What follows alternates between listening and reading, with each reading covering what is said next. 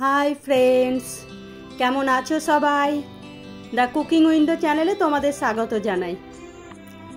चलो आज आमरा चिली गार्लिक फ्राइड राइस बानिये निई।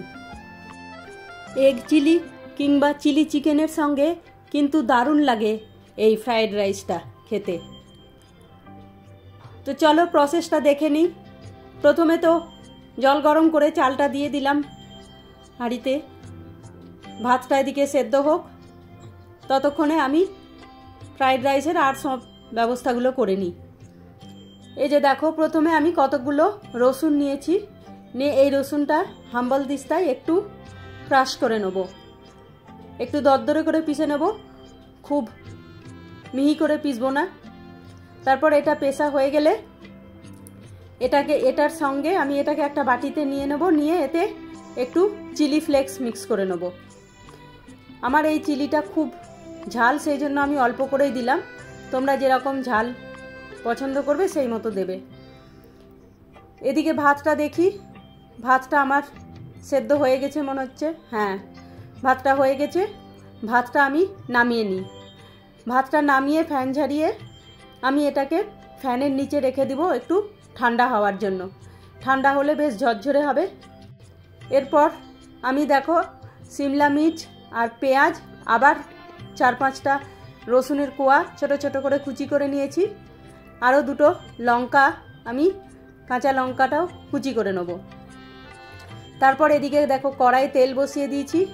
তেলটা গরম হলে এতে আমি 1 চামচ জিরা দিয়ে দিলাম। তারপর এই জিরেটা দেখো ভাজা হয়ে গেছে।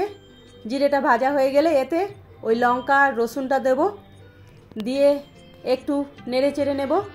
তারপর এতে ওই কেটে রাখা পেঁয়াজগুলো আর ক্যাপসিকাম এগুলো দিয়ে খুব ভালো করে এগুলোও ভেজে নেব।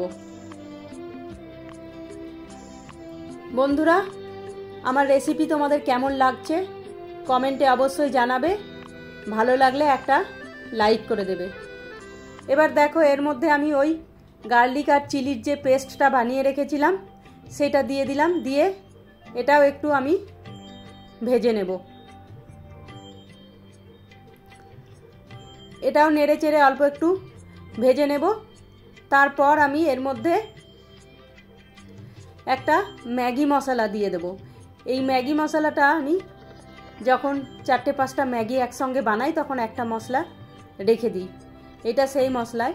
তাছাড়া বাজারে ম্যাগি মশলা আলাদা করে কিনতে পাওয়া যায়, 5 টাকার প্যাকেটগুলো, সেগুলোও তোমরা নিতে পারো।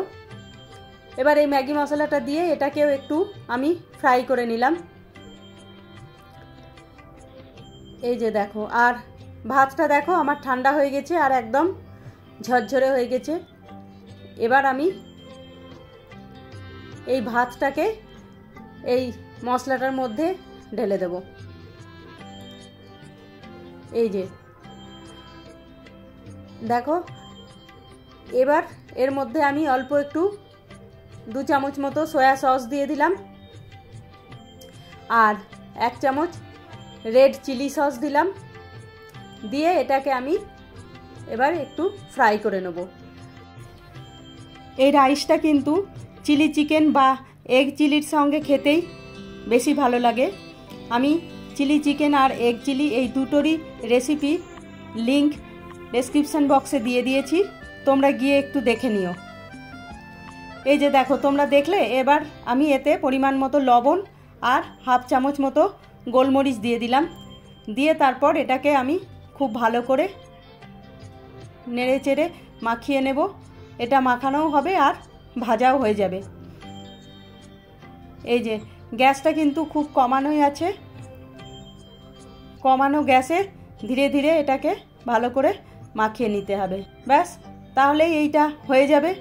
এবার গরম গরম পরিবেশন করো। বন্ধুরা, তোমরা যারা রোজ আমার ভিডিও দেখো, লাইক করো, কমেন্ট করো, তাদের সবাইকে অসংখ্য ধন্যবাদ। আর যারা নতুন বন্ধু আমার চ্যানেলে প্রথম এসেছো তাদের কাছে আমার রিকোয়েস্ট, চ্যানেলটা সাবস্ক্রাইব করে নিও, তাহলে যখনই আমি কোনো নতুন রেসিপি দেব তোমাদের কাছে নোটিফিকেশান চলে যাবে। ধৈর্য ধরে আমার এই রেসিপিটা দেখার জন্য তোমাদেরকে অসংখ্য ধন্যবাদ। আজ তাহলে আসি, কাল আবার দেখা হবে নতুন একটা রেসিপি নিয়ে। তোমরা সবাই ভালো থেকো,